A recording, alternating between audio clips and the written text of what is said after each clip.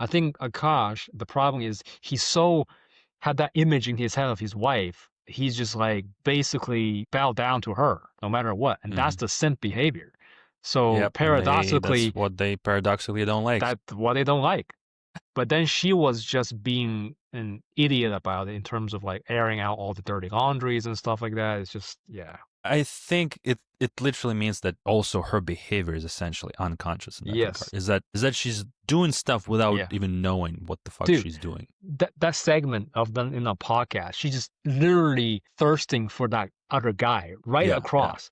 Like literally you yeah. can hear In like the front of the guy, yeah. yeah, like basically, I'm so horny, right? About the other guy. They're literally saying all what come out to her head. It's like this is how that's essentially an idiot, right? Somebody who has no impulse control, who do not control like what come out of their mouth. Basically, don't even think about what they're saying. She's essentially fucking trying to cuck her husband in like fucking in front In of front of him. him and Yeah. everybody, and that's exactly what's happening. And he's like, dude, and you're just sitting there like, what, Yeah. fun podcast idea? Dude, What the fuck he is that? just should be fucking walking out right there. Like, fuck this, you know? That Like, is so strange. yeah, and then try to justify whatever. It's like, no, there's nothing to, like, if Yeah, you like do it what is privately, going that's on? one What do thing. you think is happening? Yeah, what is happening? Exactly. Like, at that point, like, if he was self-respecting, he will walk away right there and then, right? Both for PR, because you will realize, okay, this is where it's going. This is bad for me, right? I just say, Or you would literally just call it out. You turn it yeah, into like a direct conflict then and there yeah, and like bring the shitstorm on, because why wouldn't that happen? yeah. And then, look, if he did that, people will stand behind him. Yeah, yeah, that's right. Yeah, Like you, exactly. but because he didn't say anything, and then it's like, oh, you're a cock, you're a fucking simp. People lose respect, especially other men, right?